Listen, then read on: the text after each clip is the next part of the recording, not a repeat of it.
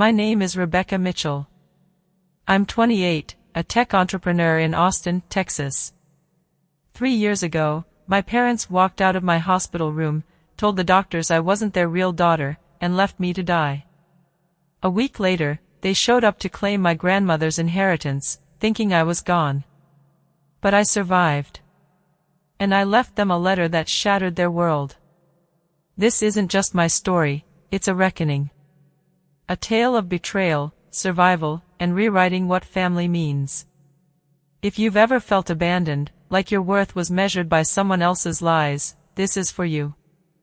I'm here to show you how I turned pain into power, how I faced those who discarded me and came out whole. Over the next hour, you'll hear how I uncovered secrets, confronted my parents' greed, and built a life stronger than their rejection. Have you ever had to fight for your place in a family that didn't see you? Or faced a betrayal that cut so deep it changed you? I want to hear your story. Drop it in the comments below, I read every one. Hit that like button if this resonates, and subscribe to join me on this journey. Let's dive into a story of truth, not revenge, but justice. Stick with me to see how one letter can rewrite an ending. This story unfolds in the heart of Austin, where I grew up in a Westlake Ranch-style home, surrounded by oak trees and the hum of Texas summers. From the outside, we were the perfect family, barbecues at Zilker Park, Christmas lights twinkling on our porch. But inside, I was always the outsider. My parents, Patricia and David, showered my sister Hannah with love, while I scrambled for scraps of their approval. At 12, I learned I was adopted, a truth they buried under gaslighting and cold smiles. That secret shaped me, drove me to build a tech company, to prove I was enough. But when a drunk driver nearly killed me on Rainy Street, my parents didn't rush to my side. They saw a chance to erase me and seize my grandmother Evelyn's estate. Her bungalow by Lady Bird Lake held the key, a letter revealing my birth mother, Caroline, and the lie my parents lived. I fought back, not with anger, but with truth.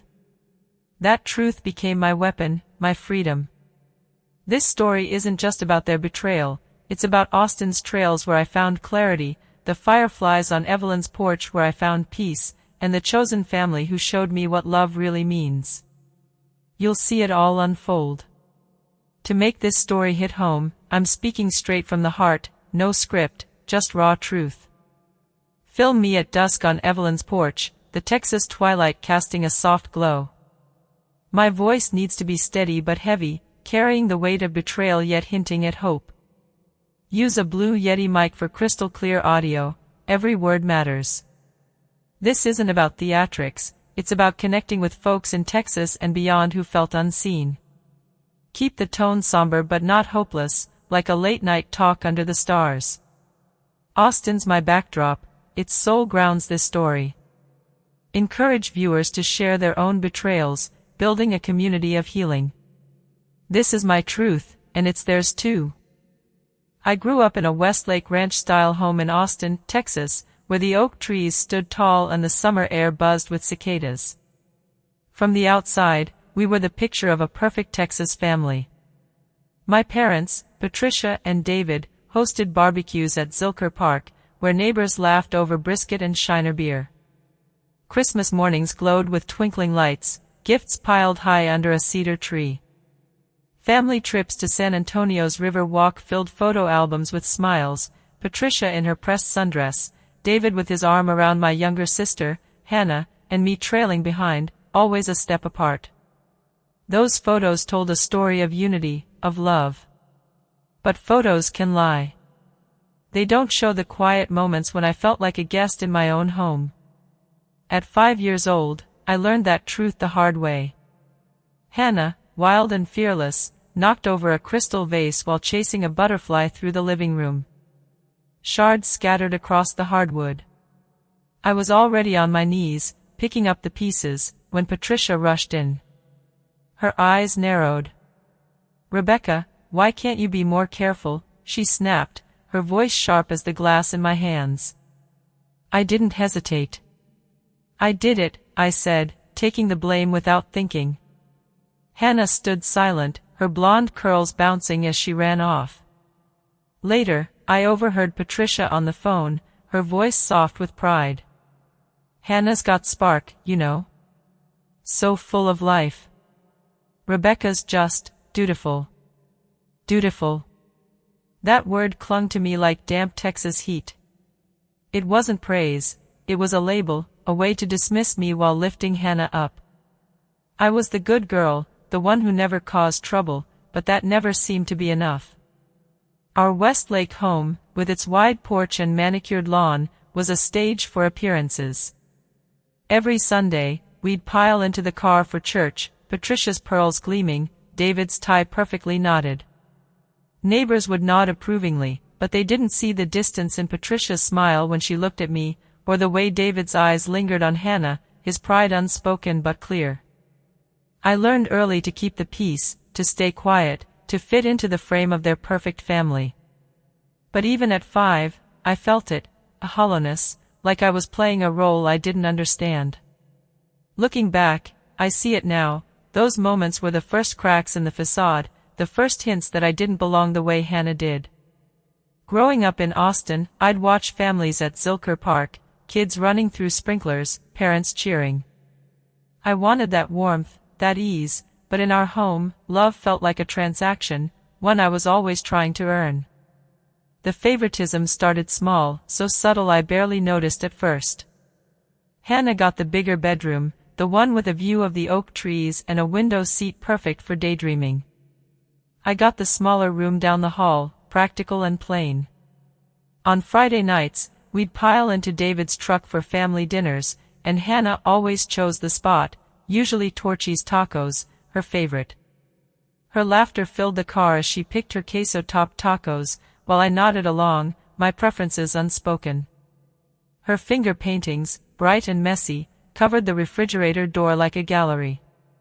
My sketches, careful, precise, were tucked into a drawer in the study. "Hannah needs encouragement," David explained when I asked why. His voice was calm, final, like it was just how things were. "You're naturally good at things, Rebecca." Naturally good. Another label that felt like a wall between us. When I brought home straight A's, Patricia would nod, say, "That's expected of you." But when Hannah scraped by with a B-, the house lit up. David took her for ice cream at Amy's, Patricia bragged to her book club. I was 9 when I asked why my report card didn't earn the same celebration.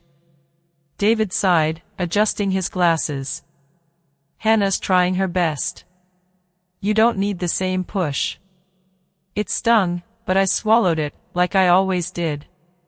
At 12, everything changed. I'd crept downstairs for a glass of water, the Westlake house quiet under a summer moon. Voices drifted from the kitchen, Patricia's sharp, David's low.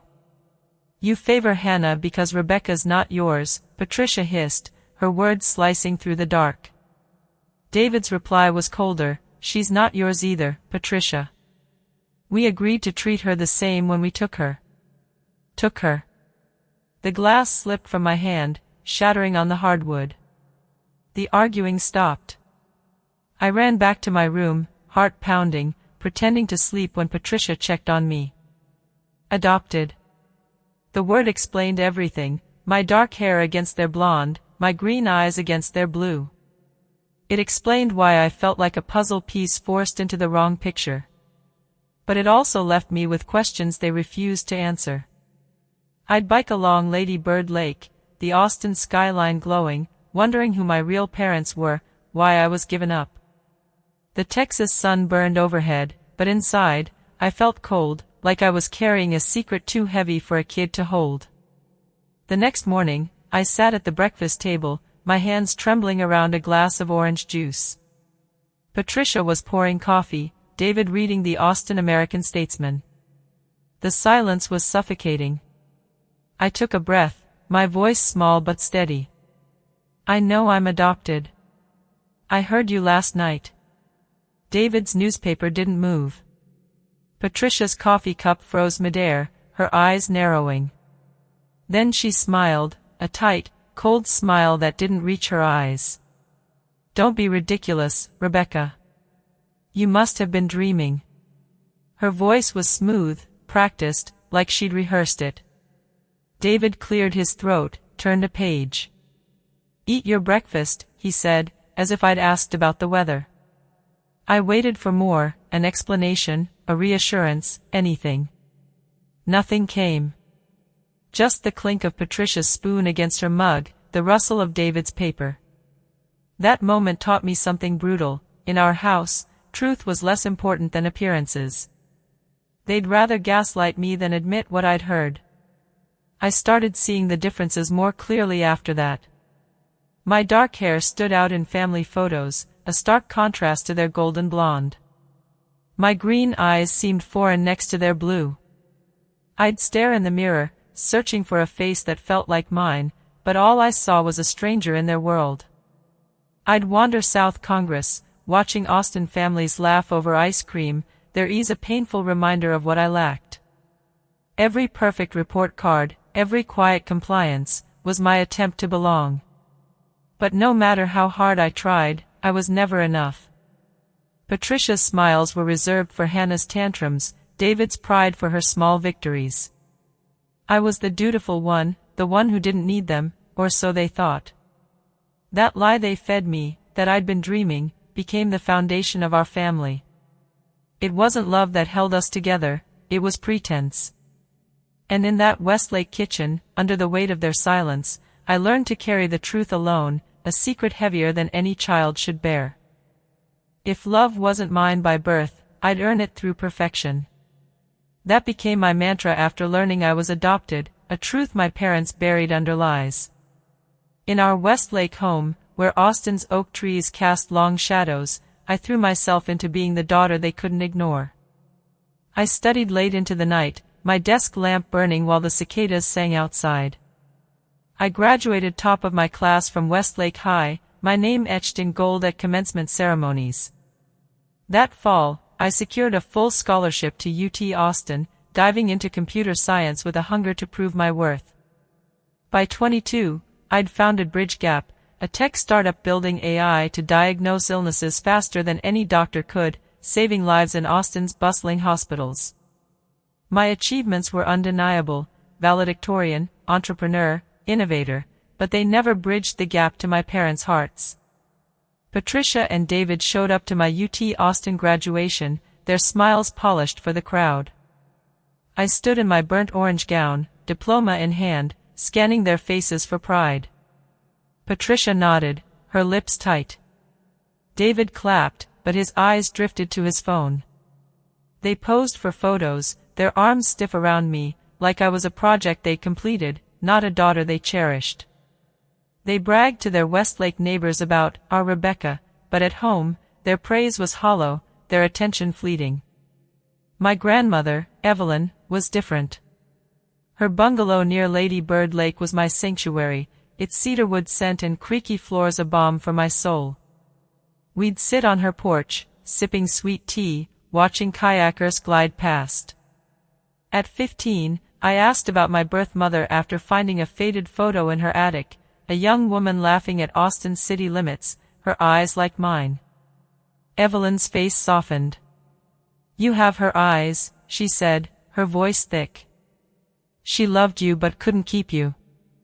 I'll tell you everything when you're older." I pressed, but she'd changed the subject, pointing to the fireflies dancing in her yard. Older never came. Evelyn's promises stretched, after high school, after college, after I settled into my career. Her hesitation hurt, but her love didn't. She saw me, not my grades or my startup's funding rounds, but me, the girl who felt like an outsider in her own family. I clung to her warmth, biking along Austin's trails to her home, the city's live music drifting in the air. I'd dream of a life where I belonged, where my parents' approval wasn't come with conditions. But in Texas, where family is everything, I was still chasing a love that felt like a distant star, beautiful, cold, and always just out of reach. 3 years ago, Thanksgiving dinner in our Westlake home cracked open the facade I'd built. The table groaned under turkey, pecan pie, and tension. Evelyn, frail but fierce, joined us, her eyes bright despite her age. I shared news of Bridgegap's latest milestone, a $50 million funding round to expand our AI diagnostics. Evelyn beamed, her voice cutting through the clatter of dishes. "Rebecca, you're changing the world." Patricia's fork paused, her smile thin. "You're always trying to prove yourself," she said, her words dripping with dismissal. I bit my tongue, my chest tightening. David sipped his wine, then spoke, his tone clinical. "Most adopted kids do that, overachieve to compensate. It's common psychology." The room stilled. For 15 years, they'd gaslit me, denied my adoption, made me question my own ears. Now, in front of the family, David tossed it out like a fact, casual and cruel. My voice shook. "You've lied about it my whole life. Every time I asked, you made me feel crazy." Patricia waved a hand, her pearls glinting. "We didn't need to dwell on it. We gave you everything, private school, a big house, UT tuition, every chance to succeed. Most adopted kids would be grateful." Grateful.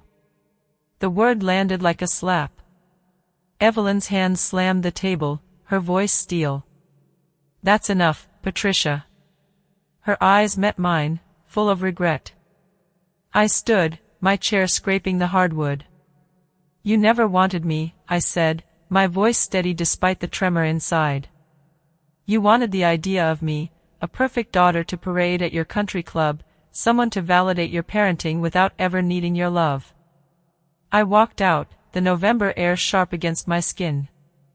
I drove through Austin's streets, past Zilker Park's twinkling lights, the city alive with holiday cheer I couldn't feel. That night, I vowed to stop chasing their approval. I'd spent 25 years trying to earn a place in their family, but their love was conditional, measured out like rations. Patricia's dismissal, David's cold confirmation, they'd shown their truth. Evelyn's anger gave me strength, but it was the pain of their betrayal that hardened my resolve. I'd never sit at their table again, never play the dutiful daughter. Austin's skyline glowed in the distance, and I felt a shift, not freedom yet, but the start of something new, a life where I'd define my worth, not them. I moved to a downtown Austin loft, its floor-to-ceiling windows framing the city's pulse. I changed my number, cutting Patricia and David out. My focus narrowed, Bridgegap, my team, my mission to save lives through tech. Evelyn was my only tether to family, our Sunday brunches at Kirby Lane Cafe a ritual of pancakes and quiet understanding. I'd ask about my birth mother, hoping for answers. "When you're settled," Evelyn would say, her eyes distant, stirring her coffee. Her delays frustrated me, but I trusted her love, even if her secret stung. Meanwhile, my parents' indifference deepened. David's law firm represented my competitor in a patent dispute, a clear conflict of interest. When I confronted him, his voice was ice. "Family's one thing, business is another." It was final proof, I wasn't family, just an obligation they'd discarded. I walked South Congress alone, Austin's vibrant crowds a blur, their laughter a reminder of the connection I craved but couldn't find in my parents' home. The city I loved felt both mine and foreign, its warmth mocking the coldness I carried. I poured everything into Bridgegap, working late under the glow of my laptop, determined to build something lasting, something they couldn't take. Evelyn's bungalow remained my refuge, its porch swing creaking under Texas stars. But even her love couldn't fill the void left by parents who saw me as a transaction, not a daughter. I was done begging for their scraps of affection, done living in their shadow. It was a rainy Tuesday night in East Austin, the kind of Texas downpour that turns streets into rivers and blurs the city's neon glow. I was holed up in our startup's office on 6th Street, Bridgegap's headquarters, surrounded by monitors and coffee cups. We were testing a new software update for our AI diagnostics, a tool that could save lives by catching diseases doctors missed. My business partner, Rachel, leaned in the doorway, her voice firm. "Go home, Rebecca. The code can wait till morning. I shook my head, eyes fixed on the screen. I'd never been good at leaving things unfinished, not when so much was riding on my work. By 10 p.m., the rain had turned vicious, hammering the windows like it wanted in. I grabbed my keys, ignoring the voice in my head that said to call a ride. My downtown loft was just a 15-minute drive, even in this weather. What could happen in 15 minutes? I took my usual route down Rainy Street, a stretch locals know for its blind curve, where bars spill light and laughter into the night. My wipers fought the deluge, headlights barely cutting through the haze. Then, out of nowhere, a pair of lights filled my windshield, impossibly bright, impossibly close. Metal screamed, a bone-rattling crunch that drowned out my gasp. My car spun, flipped twice, the world a blur of glass and steel. It slammed into a lamppost, the impact jarring my body like a rag doll. Airbags burst, saving my life but crushing my ribs. My head hit the window, a sharp crack that sent stars exploding behind my eyes. Darkness swallowed me, but flashes broke through, red ambulance lights pulsing, a paramedic's voice shouting my name, an oxygen mask cold against my face. In the haze, I dreamed of biking with my grandmother Evelyn along Austin's and Roy Butler Trail, her laughter echoing over Lady Bird Lake. Her voice felt like a tether, pulling me back from the void. I wanted to stay in that dream, where I was safe, loved, whole. But the pain was relentless, dragging me toward a reality I wasn't ready to face. I didn't know it then, but that drunk driver on Rainy Street hadn't just broken my body, he'd set the stage for a betrayal that would break my heart. I woke to darkness, not the kind you see, but the kind you feel, heavy, suffocating, trapping me inside my own body. I was in a medically induced coma at Del Seaton Medical Center, my brain swollen from the crash, my life hanging by a thread. I couldn't move, couldn't speak, couldn't open my eyes, but I could hear. Every sound was a lifeline, monitors beeping, doctors' voices, the hum of machines keeping me alive. Dr. Chen, the neurologist, spoke in clipped tones. Significant temporal lobe trauma. We've stabilized the intracranial pressure, but the next 24 hours are critical. Have we reached her next of kin? A nurse replied, her parents are listed as emergency contacts. They're on their way. Time lost meaning in that void, minutes stretching into hours, or maybe seconds, I couldn't tell. Then I heard them, Patricia and David, my parents, their voices slicing through the fog. Patricia's tone was sharp, irritated, like my near death was an inconvenience. What exactly are you doing for her, and what's this costing? David's voice was colder, calculated. There's been a misunderstanding. Rebecca isn't our daughter, not legally. We owe her nothing. I wanted to scream, to claw my way out of the darkness, but I was a prisoner in my broken body. Dr. Chen's voice hardened. She has you listed as her emergency contacts. Patricia cut her off, her words venomous. You're not hearing me. She's not our responsibility. David added, smooth as ever, the adoption was informal, never properly filed. Isn't there a state fund for cases like this? A pause, thick with disbelief, then Dr. Chen's reply, I see. We need authorization for surgery to repair her orbital fracture. Patricia's voice dropped, almost a whisper. If she dies, Evelyn's estate is ours. Why drag this out? David agreed, his tone final. Don't treat her. Let the state handle it. Their words were knives, carving away any hope I'd clung to. They weren't just abandoning me, they were erasing me, betting on my death to claim my grandmother's wealth. A nurse, maybe, spoke up. There's also the matter of Evelyn Mitchell's estate. Rebecca's the primary beneficiary. David snapped, that's a family matter. My mother wasn't in her right mind. Patricia announced, we're leaving. Don't contact us again about this patient. Their footsteps faded, the door clicking shut. Silence swallowed the room, heavier than before. I was alone, left to die in a sterile bed, my parents' greed laid bare. Dr. Chen muttered, "Call hospital legal.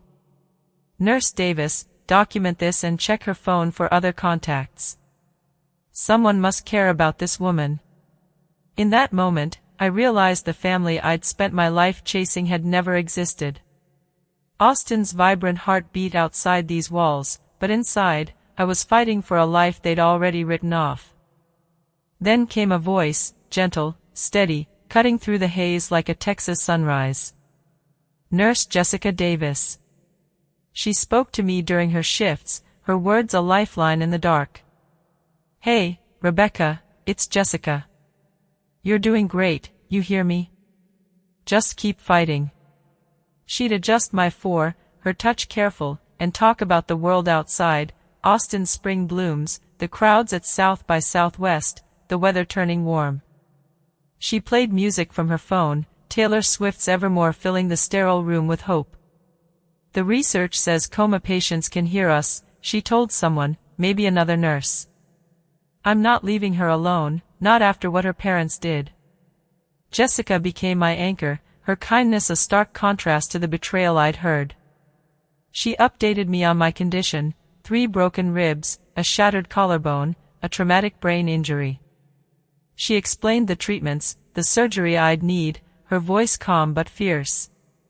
"Your friend Rachel's here, Rebecca. She's a force. She authorized your surgery, got her lawyer tearing into your parents."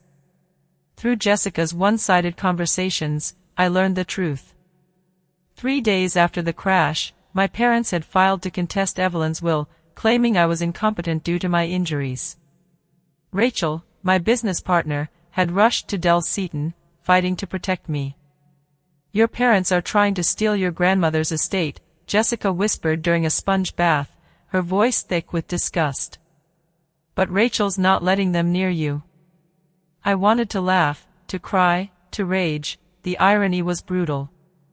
They'd left me to die, then used my condition to justify their greed. It was so perfectly them. On day 5, they wheeled me into surgery to repair my orbital fracture. Jessica's voice followed me, fading as the anesthesia took hold. "You've got this, Rebecca. We're all rooting for you." When I woke in recovery, the world was too bright, my head pounding, but Jessica was there. "You did it," she said, her voice breaking. "Dr. Chen says the swelling's going down. They're bringing you out of the coma tomorrow." Slowly, I surfaced, first a hand squeeze, then my eyes fluttering open, the breathing tube a choking weight. My first word, croaked through cracked lips, was "Austin." Jessica smiled, her eyes wet. "You're at Del Seaton, Rebecca. You're going to be okay." But okay was a lie. My body was broken, but my heart was shattered, carrying the weight of my parents' final betrayal. Waking up was like clawing my way out of a grave. Every breath burned, every movement sent pain ripping through my broken body. I was alive, but barely, lying in a sterile bed at Del Seaton Medical Center in Austin. My ribs ached, my collarbone throbbed, and my head pounded like a drum, the aftermath of a drunk driver's choice on Rainy Street. The breathing tube was gone, but my throat felt raw, my voice a stranger's rasp. I'd survived a coma, a surgery, and a betrayal that cut deeper than any wound. Rachel, my business partner, was there, her eyes red from sleepless nights. She filled in the gaps. 3 days after my crash, my parents, Patricia and David, had filed for conservatorship, claiming my injuries made me incompetent. They wanted control of my grandmother Evelyn's estate, the bungalow by Lady Bird Lake, the wealth they'd always coveted. They'd left me to die, then moved to erase me legally, as if I'd never existed. The audacity of it, the cold calculation, lit a fire in me, anger, yes, but also clarity. I wasn't their daughter, not in any way that mattered. Rachel handed me a manila envelope from Thomas Wright, Evelyn's attorney. That night, alone with the hum of hospital machines, I opened it. Evelyn's letter was inside, her handwriting shaky but deliberate. She revealed the truth I'd waited 28 years for. My birth mother, Caroline, was her niece, a vibrant woman who died in a car accident when I was an infant. My adoption was legal, binding, documented in papers tucked into the envelope. Evelyn wrote, "You're my family in every way, Rebecca. I should have told you sooner, but I was afraid of losing you." My tears fell, smudging the ink. Caroline's life flashed in my mind, a young woman laughing at Austin's city limits, her green eyes like mine, her spirit a part of me. I sat by Lady Bird Lake the next day, discharged but fragile, rereading the letter under the Texas sun. I forgave Evelyn, not for her silence, but for her love, for choosing me when my parents wouldn't. The truth was a weight lifted, but also a weapon. They thought they could bury me, but I was awake, armed with the truth, and ready to reclaim my life. Austin's skyline shimmered across the water, a city that held my past and my future. I wasn't done fighting, not for revenge, but for justice, for the girl who'd spent a lifetime begging to belong. I didn't write the letter to hurt them. I wrote it to free myself. Back in Rachel's downtown Austin loft, I sat at her kitchen table, a notebook open, my hand trembling but steady. The words poured out, not in anger, but with a quiet resolve that felt like power. I addressed it to Patricia and David, detailing their decades of neglect, the subtle ways they'd favored Hannah, the lies they'd spun about my adoption. I wrote of their hospital betrayal, how they'd stood in my room at Del Seaton, refusing surgery, saying, "She's not our daughter legally. We owe her nothing." I described the security footage Rachel had secured, their voices captured, undeniable proof of their callousness. I laid out their attempt to steal Evelyn's estate, their conservatorship filing while I lay comatose, their greed exposed in court documents. But the letter wasn't just a reckoning, it was a release. I wrote, "I forgive you, not because you deserve it, but because I deserve peace. I'm whole without you. I always was." Every word felt like shedding a skin I'd outgrown, the dutiful daughter they'd shaped but never loved. I included copies of Evelyn's letter and Caroline's adoption papers, proof that I was a Mitchell, legally and by blood. Thomas, Evelyn's attorney, devised the plan, placed the letter in Evelyn's bungalow, where Patricia and David would go to claim heirlooms they thought were theirs. I hired a security company to change the locks and install cameras, every moment backed up to a cloud server. The trap was set, not to destroy them, but to expose them, to themselves, to Hannah, to the world they'd built on lies. I imagined them walking through Evelyn's creaky floors, the stained glass casting colors on their faces, oblivious to the truth waiting. Austin's spring air drifted through Rachel's window, carrying the city's pulse, live music, laughter, life. I sealed the letter, my heart steady. This wasn't about sinking to their level, it was about rising above it. I'd spent my life in their shadow, but now, in the heart of Texas, I was stepping into my own light, ready to face whatever came next. That Saturday, I sat in my new apartment, a modest place near South Congress, my laptop open to the security feed from Evelyn's bungalow. Patricia and David arrived, their SUV gleaming under Austin's oaks, Hannah trailing behind, her face uneasy. David cursed when his key didn't work, his voice sharp through the patio mic, "What the hell is this? Call a locksmith." Patricia's tone was smug. "She's probably dead by now. This is ours." The locksmith, prearranged, let them in, and I watched as they stepped into Evelyn's sanctuary, their greed laid bare. Patricia moved fast, her heels clicking. "Check the dining room, see if the silver's still here." David rifled through Evelyn's desk, muttering about property deeds. Hannah wandered, her hands brushing the walls, like she sensed the house's secrets. Then she found it, the letter, folded on the coffee table, my handwriting stark against the cream paper. She picked it up, her breath catching as she read. "Mom, Dad," she called, her voice trembling. "What is this?" She held up the letter, her eyes wide. Patricia snatched it, scanning the pages, her face paling. David grabbed it next, his jaw tight. "This is nonsense," he said, but his voice cracked.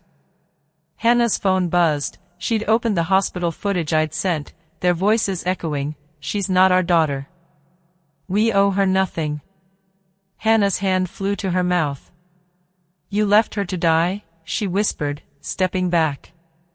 Patricia's composure shattered. "She's exaggerating, Hannah. You don't understand." David tried to deflect, his lawyer's tone slipping. "She's legally your half-sister, but she's not our responsibility." Hannah's voice rose, raw with pain. "Half-sister? You adopted her. She's my sister, and you lied to us both." She stormed outside, pausing under the oak tree, her shoulders shaking as she sobbed. "How could you?" she shouted, the Texas sun casting her grief in harsh light. Patricia followed, pleading, but Hannah didn't turn back. David slumped into a chair, his face blank, as if the weight of their lies had finally crushed him.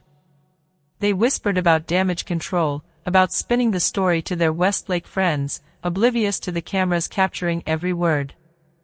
I watched, my heart pounding, not with joy, but with a quiet triumph. The truth wasn't just mine anymore, it was theirs to carry.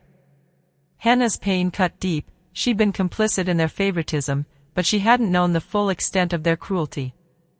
I didn't want her broken, just awake. Patricia and David's world, built on appearances, was unraveling, thread by thread. I closed the laptop, the hum of South Congress outside my window a reminder of Austin's heartbeat. I wasn't seeking vengeance, I was reclaiming my story, my family, my truth, in a city that had always held space for rebirth. Recovery was a war I fought one excruciating step at a time. Every morning, I woke in a haze of pain, my ribs screaming, my collarbone a dull throb, my head pounding from the brain injury that nearly killed me. Physical therapy at a small Austin clinic was brutal, a test of will I wasn't sure I'd pass. The first day, I couldn't lift my arm without tears. The therapist, a no-nonsense Texan named Clara, pushed me. "You're tougher than this, Rebecca. Prove it." I did, driven by a fire I hadn't known I had, part spite, part purpose. I'd survived a drunk driver on Rainy Street, a coma, and my parents' betrayal. I wasn't about to let a few broken bones define me. Within weeks, I traded my walker for a cane, each step a defiance of the odds. Clara shook her head, half laughing. "You're a damn miracle." Dr. Ellis, my neurosurgeon at Del Seaton, agreed after 2 months. "You're stable, Rebecca Mitchell. Your brain's healing faster than we hoped." I left the hospital for good, my body scarred but unbroken. I moved into Evelyn's bungalow by Lady Bird Lake, now legally mine. Its cedarwood scent and stained glass windows felt like a home I'd never had, a place where I could finally be enough. The creaky porch swing became my sanctuary, where I'd sit at dusk, Austin's skyline glowing across the water, fireflies dancing under Texas stars. But healing wasn't the physical end there. My heart carried wounds deeper than my body, Patricia and David's hospital abandonment, their cold claim that I wasn't their daughter, their greed for Evelyn's estate. Then came Hannah Carter, my sister, texting me 3 months after the letter. "We need to talk," she wrote. I hesitated, my fingers hovering over the phone. She'd been their golden child, complicit in their favoritism, but she'd also been lied to. We met at a South Austin cafe, its jukebox humming Willie Nelson's Blue Eyes crying in the rain. Hannah sat across from me, her blonde hair pulled back, her eyes red. "I didn't know they left you in that hospital," she said, her voice breaking. "I'm sorry, Rebecca. For everything." I studied her, the sister I'd envied, the one who'd gotten their love so freely. "It wasn't just the hospital, Hannah," I said, my voice steady but heavy. "It was 28 years of them choosing you, of me never being enough." She nodded, tears falling. I see it now. I want to try to be sisters, if you'll let me. I didn't trust her fully, not yet, but I saw her pain, her willingness to face the truth. Small steps, I said. She smiled, faint but real. As I walked back to the bungalow, Austin's spring air warm against my skin, I felt a shift, not forgiveness, not yet, but a door cracking open. I'd spent my life fighting to belong, but now, in this city I loved, I was building something new, piece by painful piece, stronger than the family that had discarded me. Patricia and David didn't stop. Even after the letter, after Hannah's confrontation under that oak tree, they doubled down, their greed a poison they couldn't quit. They sued for conservatorship, claiming Evelyn had coerced my adoption, that I was unfit to inherit due to my injuries. It was laughable, their desperation laid bare, but it still hurt, a final attempt to erase me. Thomas Wright, Evelyn's attorney, was ready. In an Austin courtroom, he presented the hospital footage, Patricia's voice chilling, "She's not our daughter. We owe her nothing." The judge's face hardened as she watched, her gavel a quiet promise of justice. Thomas laid out Evelyn's letter, Caroline's adoption papers, my medical records showing my recovery. The conservatorship was denied, the bungalow and estate confirmed as mine. But they kept pushing, filing a new suit for emotional distress, claiming my letter had harmed their reputation. I almost laughed when Thomas told me. Their lies, their abandonment, had crumbled their world, and they blamed me? The judge dismissed it in minutes. "Truth isn't harmful speech," she said, her Texas drawl firm. Their Westlake elite circle, UT donors, country club friends, turned on them. Whispers followed them at charity galas, their names dropped from guest lists. They'd built their lives on appearances, and now those appearances were ash. They fled to Florida, their SUV packed, no goodbye, no apology. I heard from a mutual friend they'd bought a condo in Naples, starting over where no one knew their shame. I felt no joy in their downfall, only a quiet relief. The truth had won, not through vengeance, but through exposure. Austin's legal system, slow but sure, had upheld what was right. I walked South Congress that evening, the city's neon signs buzzing, its crowds alive with music and laughter. For the first time, I felt free, not because they were gone, but because I no longer needed their approval. The Texas sky stretched wide above, stars piercing the dusk, and I knew I'd outlasted their lies, building a life they couldn't touch. Hannah moved into the bungalow's east wing, a cautious step toward rebuilding what we'd never had. We started small, late nights with Shiner beer, laughing at bad reality TV, her teasing me about my obsession with Austin's breakfast tacos. One evening, she found a letter from Caroline in Evelyn's study, tucked in an old journal. "Rebecca," she called, her voice soft. I joined her, the cedarwood scent wrapping around us. The letter was short, written when Caroline was pregnant, full of love for the child she'd never raise. "She was our family too," Hannah said, tears falling. We sat on the floor, reading it again, the past knitting us together. I threw a dinner party that spring, the bungalow's dining room glowing with candles. Rachel was there, her laughter loud over brisket, her boyfriend, a quiet coder, matched her energy. Jessica Davis, the nurse who'd saved my soul in that hospital, came with her wife, their hands entwined. Thomas brought his dry humor, toasting with sweet tea. Hannah invited a neurosurgeon friend, his kind eyes lingering on me, a spark I wasn't ready to name. We ate Texas barbecue, the table piled with ribs and coleslaw, Shiner bottles clinking. Laughter filled the room, warm and real, a sound I'd never heard in my parents' Westlake home. I presented Bridge Gap at a UT Austin Tech conference that month, my voice steady as I demoed the eye-tracking tool for coma patients. The applause was thunderous, Austin's tech scene embracing my vision. This was my chosen family, not bound by blood or law, but by loyalty, by showing up when it mattered. I stood on Evelyn's porch later, fireflies dancing, the Colorado River reflecting Austin's lights. I'd rebuilt not just my body, but my heart, in a city that held space for new beginnings.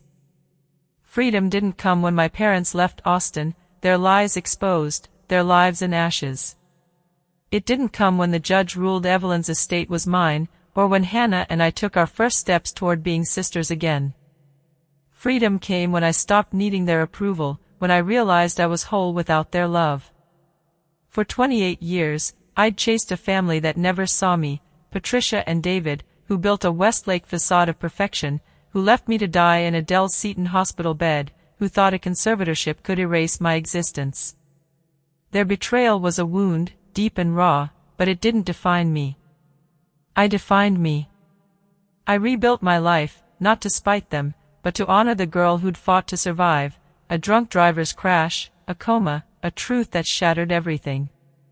Bridge Gap, my tech startup, became my purpose, a tool born from my pain to help coma patients speak through their eyes. Every line of code, every sleepless night in my East Austin office, was a step toward healing, not just for me, but for others. Austin, with its vibrant heartbeat, held me through it all. Lady Bird Lake's quiet ripples, South Congress's neon hum, the fireflies on Evelyn's porch, they whispered that I belonged, not to a family that discarded me, but to a city that gave me space to grow. I walk Zilker Park now, the Texas sun warm on my face, and feel Caroline, my birth mother, in the breeze, a woman I never knew but carry in my green eyes, my stubborn heart. Evelyn's love, Hannah's tentative steps, the loyalty of Rachel, Jessica, and Thomas, they're my family, chosen not by blood but by showing up when it mattered. This isn't a story of revenge, it's a story of truth, of reclaiming what was always mine. I'm not the dutiful daughter anymore, scrambling for scraps of love. I'm Rebecca Mitchell, whole, free, standing tall in a city that's seen my darkest days and brightest dreams. A year after the accident, I sit on Evelyn's porch swing, the Colorado River reflecting Austin's skyline, and know I've built something stronger than their lies, a life rooted in purpose, love, and the truth I fought to claim. Have you ever had to redefine what family means to you? Maybe you've walked away from those who hurt you, or found love in unexpected places, a friend's late-night call, a stranger's kindness, a community that sees you for who you really are. I want to hear your story. Drop it in the comments, I read every one, and I promise you, it matters. This journey wasn't just about me, it's about us, about anyone who's ever had to rebuild after a betrayal, who's found strength in their scars. Hit that like button if you're with me, if you believe in second chances and chosen families. Subscribe and join this community, where we'll share more stories of truth, of rising above, of healing in the heart of Texas and beyond. If my story moved you, check out Bridge Gap's website, links in the description, to see how we're turning pain into hope for coma patients, one life at a time. Let's build something together, a space where no one feels alone. Your voice, your story matters. Share it below, and let's keep this fire burning bright, like Austin's stars on a clear summer night. Thank you for walking this road with me, for believing in a new beginning.